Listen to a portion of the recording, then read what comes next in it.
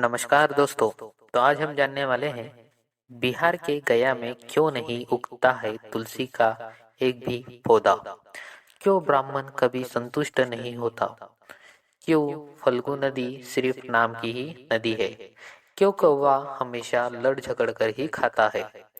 कौवा तुलसी ब्राह्मण व गाय को माँ सीता ने क्यों श्राप दिया था। इसके बारे में सब कुछ आज हम जानने वाले हैं। आइए हम विस्तार से इसके बारे में बताते हैं। वाल्मीकि रामायण के मुताबिक वनवास के दौरान भगवान राम, लक्ष्मण और माता सीता पितृपक्ष में श्राद्ध करने के लिए बिहार के गया धाम पहुंचे।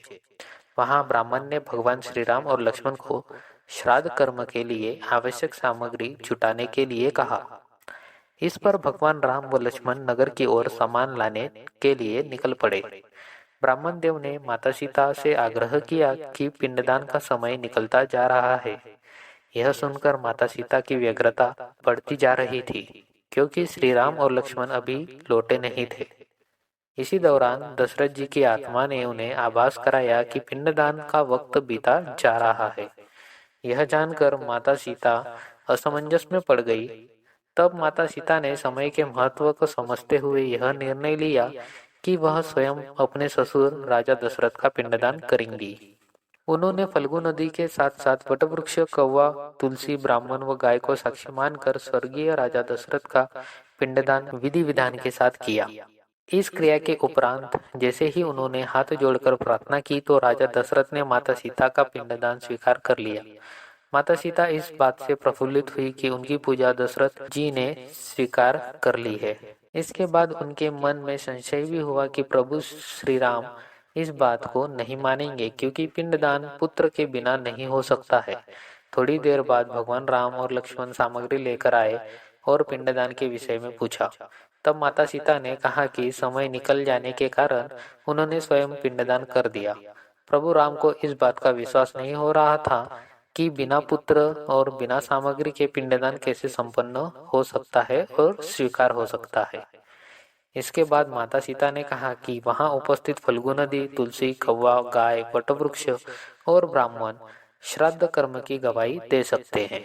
भगवान राम ने जब इन सब से पिंडदान किए जाने की बात सच है या नहीं पूछा, तब फल्गु नदी, गाय, कौवा, तुलसी और ब्राह्मण पांचों ने प्रभु राम का क्रोध देखकर झूठ बोल दिया कि माता सीता ने कोई पिंडदान नहीं किया।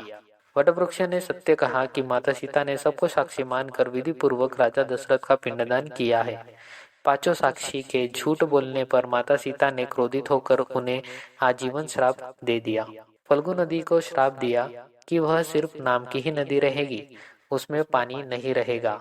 इसी कारण फल्गु नदी आज भी गया में सूखी है। गाय को श्राप दे दिया, गाय पूजनीय होकर भी सिर्फ उसके पिछले हिस्से की ही पूजा की जाएगी और गाय को खाने के लिए दर बदर भटकना पड़ेगा। आज भी हिंदू धर्म में गाय के सिर्फ पिछले हिस्से की पूजा की जाती है। माता सीता ने ब्राह्मण को कभी भी संतुष्ट न होने और कितना भी मिले उसकी दरिद्रता हमेशा बनी रहेगी ऐसा श्राप दे दिया। इसी कारण ब्राह्मण कभी दान दक्षिणा के बाद भी संतुष्ट नहीं होते हैं। माता सीता ने तुलसी को श्राप दे दिया कि वह कभी भी गया की मिट्टी में नहीं उगेगी। यह बात आज तक सत्य है कि गया की मिट्टी में तुलसी नहीं फलती है। और कौवा को हमेशा लड़ झगड़ कर खाने का श्राप दे दिया। कौवा आज भी खाना अकेले नहीं खाता है। माता सीता ने जहाँ इन पांचों को श्राप दिया, वहीं सच बोलने पर वट वृक्षों को आशीर्वाद दिया कि उसे लंबी आयु प्राप्त होगी, वह दूसरों को छाया प्रदान करेगा। पतिव्रता स्त्री उनका स्मरण करके अपने अपने पति के दीर्घायु की कामना करेंगी। तो दोस्तों, आज की कहानी अगर आपको पसंद आई होंगी तो जल्दी से इस वीडियो को लाइक जरूर कीजिएगा, प्यारा सा कमेंट सेक्शन में जरूर कीजिएगा। साथ ही इस चैनल को सब्सक्राइब जरूर कीजिएगा। मिलते हैं नेक्स्ट वीडियो में, तब तक के लिए बाय बाय।